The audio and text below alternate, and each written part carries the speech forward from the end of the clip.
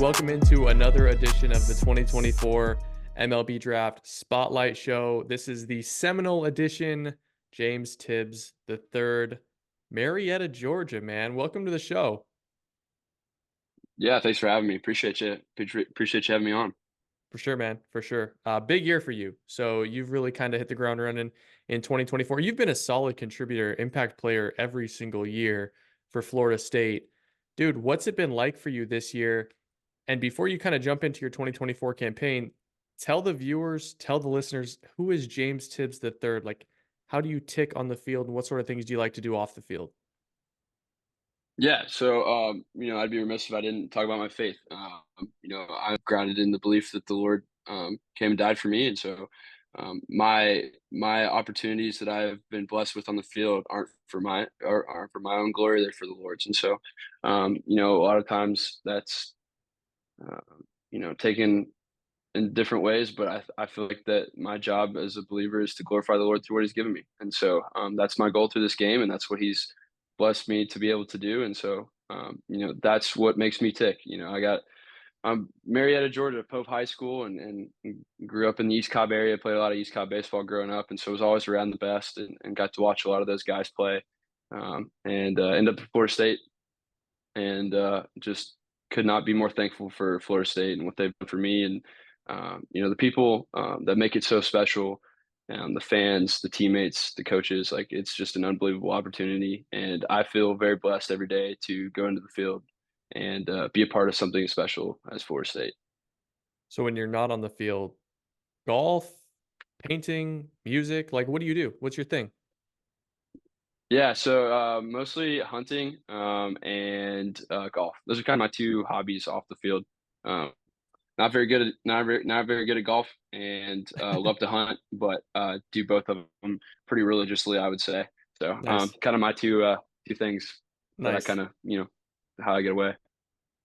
James, before we kind of hop into like who you are as a baseball player and your progression and your development, we were talking a little bit off air about, the storm that rolled through and, crushed your field, your stadium at Florida State. Can you kind of take me through what that experience was like for you? Because it sounds like it was a very unique experience having gone through it.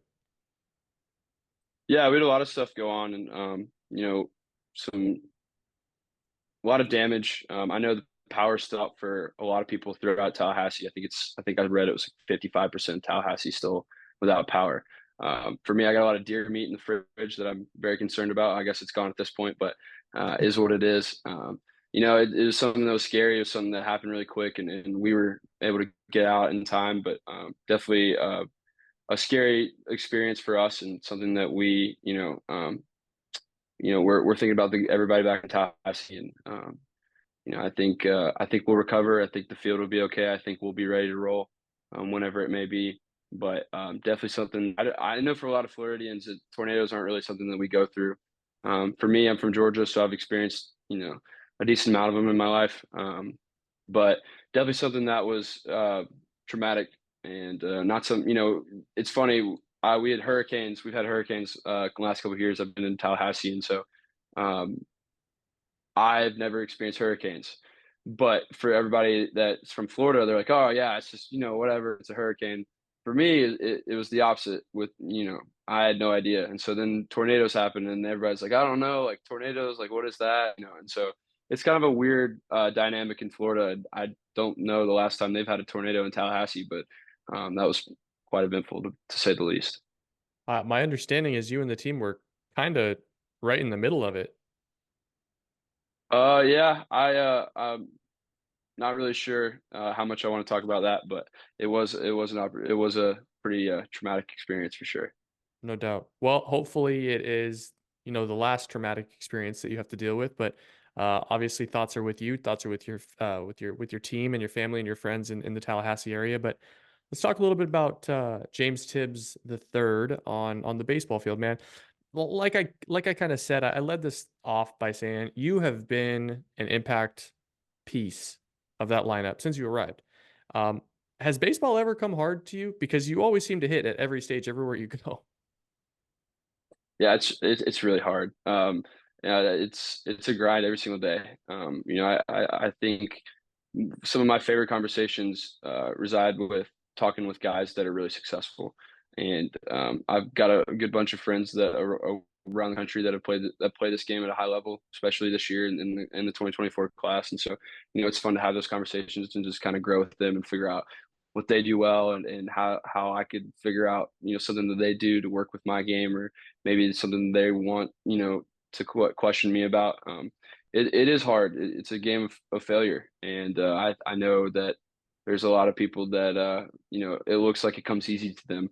Well, I don't think that I'm one of them, and I know for a fact that watching some of those guys across college baseball, it does look easy to them, but knowing firsthand how hard it is, I mean, it's a tough grind. I feel like hitting is an ebbs and flow. It ebbs and flows, and a lot of times there's minute details of hitting that often go unnoticed for the naked eye, but for us, those make all the difference in the world. And it's something that it's a constant process of trying to um, refine your craft. And so just continuing to do that has been super fun. Something that I really enjoy. I love it. Wouldn't be here if I didn't. And it's been a blast to be a part of these teams with these guys. And we have a special group in Tallahassee this year. So it's those guys make it that much better, and they make you work that much harder and that much more competitive. So it's been a blast. I can tell you one thing. You're going to, over the course of your life, get a lot better at golf. Just with the way that your brain ticks, like you're gonna get better at golf. So stick with it, man. um, Hopefully. no doubt, no doubt about it. So talk to me a little bit about adversity then. Like it sounds like, it's been a grind every day, has been a learning experience for you on the field. What has been your biggest piece of adversity from transitioning to the high school game to the college game and just making your way through the last couple of years? Yeah, I think there's two. I think the first one that sticks out. I had labrum surgery. I tore my labrum halfway through freshman year. So played the back half of freshman year with a torn labrum. Wasn't really able to control my barrel as much as I would like. And that was tough. That was tough. And going through that rehab, that process, missing the fall of my sophomore year, it was definitely something that was frustrating. I feel like a lot of growth happens from freshman to sophomore year, whether that be in the summer, whether it be in the fall, and really felt like I missed out on that. And so that was something that I really had to figure out, and how to be okay with that and be okay with just learning without actually physically doing things. Um, and then it's just a constant change with the way people pitch, and one weekend it's going to be one thing, and another it's going to be completely different. And so trying to figure those things out, throughout the 3 years that I've been here, and figure out how to um, fix holes that other teams are throwing at, and then bandit or put first aid on other holes where they're trying to get in and get me out. Whether that be week by week or game by game. So it's just a constant change. It's a constant pursuit of trying to it's a cat and mouse game, and so which I love and enjoy thoroughly. But those are my two things that I'd say have been pretty difficult. Throughout college. Do you think your humility is responsible for a lot of your success at this point? Uh, no, I think that's just something that keeps me grounded, keeps me, competitive. It makes me want to work harder. I think I struggled with pride early on in my high school career, and was humbled greatly. And the Lord put it on my heart that that's something that we won't do. And I feel like one way that I can be the best person I can be is just letting everything, play out for itself on the field. Whether that's good, bad, or indifferent, that'll take care of itself. So that's kind of the way that we've digested that as a family, and it's helped me grow a lot. You talk about development, you talk about growing as a player. I think one thing that players are exposed to a lot more in college, just because it's in their face every day, is the access to data and the ability to kind of visualize your exit velocities, your launch angles, and you backspin in the ball and things like that. You've always kind of struck me as a feel guy, a guy that just goes out there and tinkers and figures it out. Is that true, or do you kind of like to dive in and digest the numbers a little bit? Are you talking about from a hitting perspective, or are you talking about from Yeah, a yeah. pitching perspective? Like developing your impact at the bat, your plan and your impact at the plate. Yeah, I've never used anything technologically based to really help myself swing. So it's made me develop a feel. And now while I can't always pinpoint what that feel is or what's when something's off, I do understand I do have that feel. And I know when it's working. I know when my slot's in the right place. I know when I'm getting in my legs enough. I know when I understand that, there's gonna be times where I don't, and I have to, figure out how to compete in other ways. And so that's definitely something that I've developed over the years. And we never used technology. We just figured it out. And that's kind of the way I've kind of developed my swing, and the way that I develop, my at bats, and one feel, 1 second. And, after one pitch is going to maybe determine how I approach the second pitch, or things of that nature. I think they kind of give me an instinct that allows me to kind of um, have an advantage in ways that, maybe other people don't. I've never really discussed that with anybody, to be quite frank with you, because it's something that I don't really know how to discuss. But to be honest, yeah, it's a big feel thing for me. I love that. Yeah, almost losing your phone there. Um, Yeah, no, no, no. Good catch. Good catch. Speaking of catch, let's talk about your tools, man. What do you consider to be your best tool? But I think more importantly, what's the one tool in your bag that you still think you have a lot of development and like work ahead that you wanna improve? yeah. I think I've always prided myself to be able to hit for power and hit for average. I think my dad and I always talked about growing up. Uh, they'll find a place for you if you can figure out how to hit. And so that was Facts. something that we worked on the most. While we didn't work as much on defense, which is something that I take a lot of pride in now, which is something that I still want to get a lot better at. I think that's where that's been where my focus has been a lot this year. And I've really enjoyed taking that seriously, and really diving into the mechanics of figuring out how to be the best outfitter that I can be, or first baseman, regardless of what that may be.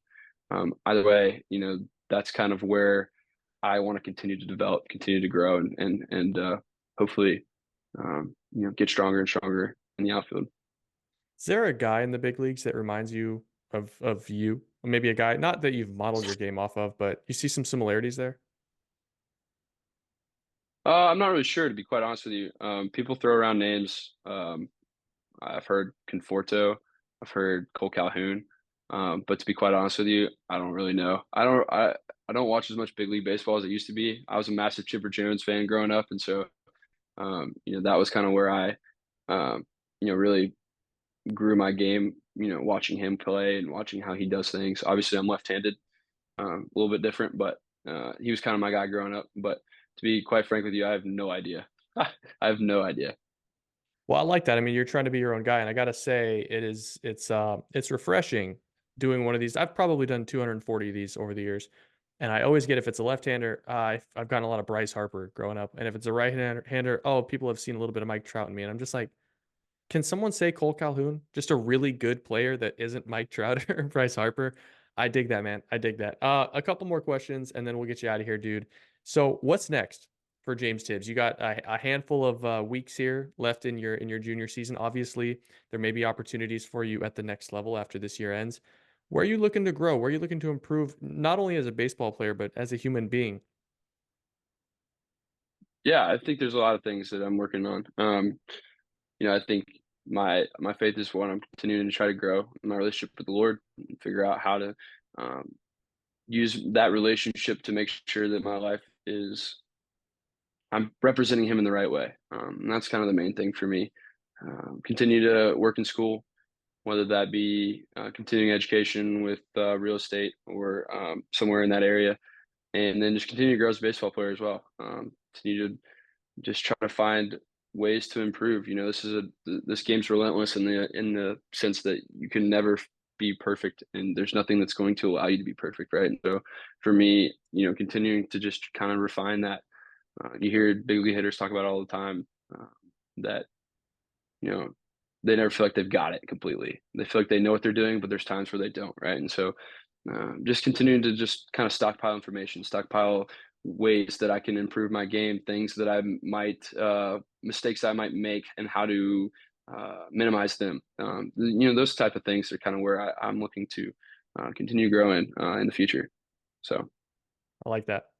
Well, I'm not going to let you get out of here without answering a few tough questions. And the first one, let's say you play 20 more years. All right. So let's say you get drafted in a couple of months, play for 20 years. It's the one song that you would be comfortable using every day for the next 20 years. We're talking 3,000 once games. one song One song as like a warm up song, like as a walk-up a song, pregame song, as a walk-up walk up song. song. Okay. 12,000 All right. PAs, So man. yeah, yeah. Well, okay, so, I was using Suavemente for a while this year, and that's been a great song. Love that song. And then I just switched it back. The one that I started the year with that I did last year as well, and then I did in high school is "God's Gonna Cut You Down" by Johnny Cash. Oh yeah. So probably that one. That's kind of my go-to. It's the song that I really love, and I'm not a big like hype before I go up to the plate. That kind of gets me jittery, and so a beat is kind of what keeps me in rhythm, keeps me going. And so that's kind of where I would probably go is "God's Gonna Cut You Down" by Johnny Cash. That's a good one. No, that's definitely a song that would stand the test of time. And that's what you're looking for, right? I mean, I've had people come on here and say Cardi B, and I'm like, that won't work 15 years from now. You know what I mean? Uh, No doubt. James Tibbs, last question. You've played a lot of summer ball. You've played a lot of ball with a lot of very, very talented guys in Tallahassee. Who's the one guy over the course of the last 3 years that you've played with? No chance you'd let him date your sister. Oh, I don't know if I could say that on out loud. There's definitely some good answers there, and a lot of guys that are yeah. There's a lot of guys that fit that category, but definitely some guys that I probably would say, hey, Mary Grace, I'd stay away from, but I definitely won't name them on here for sure. Well, I'll give you, since you're such a good guy, James, I'll give you the inverse. Pick one guy over the course of the last 3 years that you would give the green light to dating your sister. Ooh, okay. I was thinking that crossed my mind too. I was trying to figure out who it would be. Um, Shoot. Who are you comfortable calling a brother-in-law? Okay, my best friend goes to South Alabama. His name's Will Turner. I'm gonna give a shout out to Will, and he's a good one for me. I played summer ball with him, growing up with him, so that's my go-to answer, I would say. Good player too. Real good player. Sneaky team, Yeah, South Alabama. fantastic Yeah. play. Yeah, no doubt, no doubt. James, it's been a pleasure getting to know you, dude. You've been kind of a phenomenon on the season or on the field. It seems like you're a great guy off the field. Rooting for you, dude. Let's see what the next 2 months looks like for you and finish strong. Thank you, Joe. Appreciate your time and appreciate you having me on.